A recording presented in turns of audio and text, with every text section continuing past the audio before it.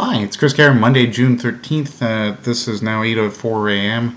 Arizona time, and I've got a lot of requests for my thoughts on the LinkedIn buying or being bought by Microsoft and the announcement that came out today. So, taking a quick moment to discuss that. First off, Microsoft does not have a great track record of taking some of these companies, the bigger named ones, and making them really successful, making them better than what they were. So I do have some concerns about that from that perspective. Examples: Nokia, which was, let's face it, on the rocks to begin with. Sometimes you just can't save that.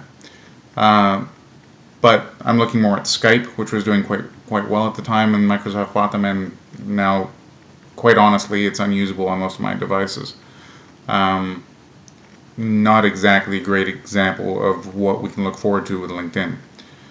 But here's some plus sides. The CEO of LinkedIn is going to stay the CEO of LinkedIn. That's going to keep a steady hand for a while, which is not necessarily a good thing. LinkedIn has some problems. It's got some big user issues that need addressing, and LinkedIn is not doing much of anything to really address those issues. If anything, it's kind of compounding it, making it worse. Examples include the extreme non-business stuff that's going on that's making networking in LinkedIn much less pleasant, much more like Facebook than LinkedIn. There is a big push to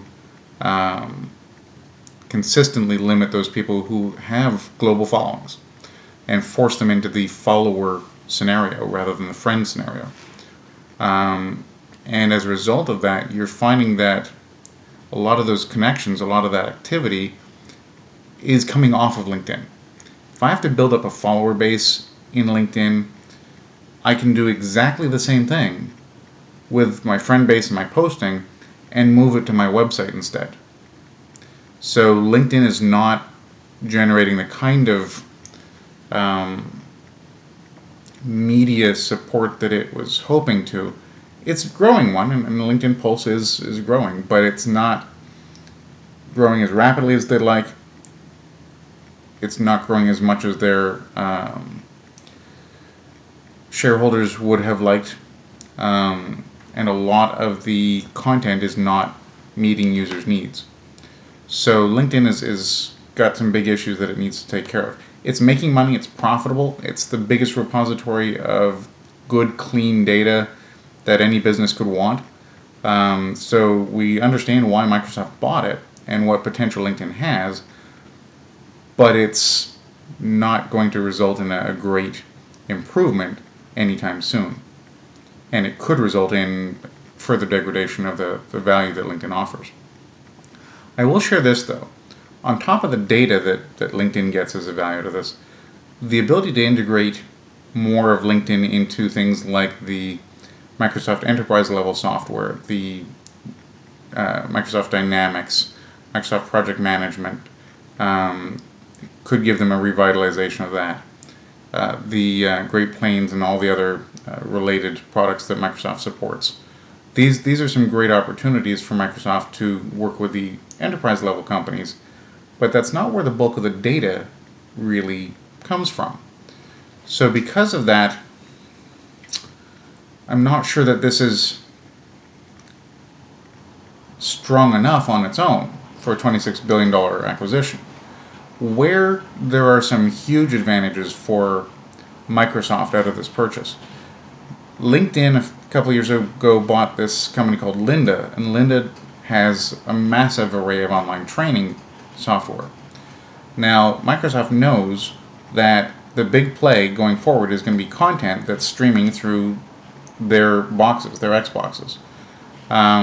So having business training content that can stream live or stream recorded through the Xbox, just like you would with your Roku or your Chromecast or PlayStation, correspondingly, this provides a whole new level of reason why people would buy their equipment and engage with Microsoft. Give them more ad value, give them more networking value, give them more content to play with. And that is rolled into the LinkedIn purchase. So yeah, there's some real strong value that's possible. There's some really positive things that can come out of this, but using the Skype and Nokia purchases as a guideline here, I'm not thinking this is necessarily going to work out that way. I think there will be some efforts at it with modest success and a lot of customer complaints, and I think that's where the trial by fire is going to happen for both LinkedIn and Microsoft. How that's going to pan out, I'm not entirely optimistic for LinkedIn. But that's years down the road, 5 years at least down the road before LinkedIn becomes what it's destined to be or what it's going to fail at. And we're going to have that growth period to watch. In the meantime, I still have my 30,000 LinkedIn connections. They're not going anywhere. I'm still going to find value out of LinkedIn.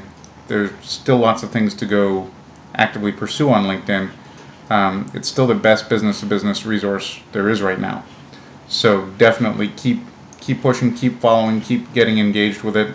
If you haven't before, dig in now. Take advantage of it while you can. Because until the competitors start circling, and just out of a clear bias, yeah, I have one with Advantage Business Club. When that finally gets released properly, it will be a competitor. It's just a fact. And the timing for that will be great. But that's not why I built it. I built it to do things LinkedIn doesn't do. And so when you look at it from that perspective, people will find different platforms that they find more valuable. And I expect that's where this is going to go. But I saw that before Microsoft bought them. So the question is going to be, can Microsoft revitalize them? Will Microsoft revitalize them? Or will this really just be a status quo until one of the other croaks or becomes materially irrelevant? Either way, that's a long time from now, and there's a lot of business to do between now and then. So keep up your LinkedIn. Hopefully it turns out great. I'm not counting on it turning out great. I'm just counting on it surviving long enough that it's going to provide value for me, and I believe it will for you too. Thanks for listening, and more info soon.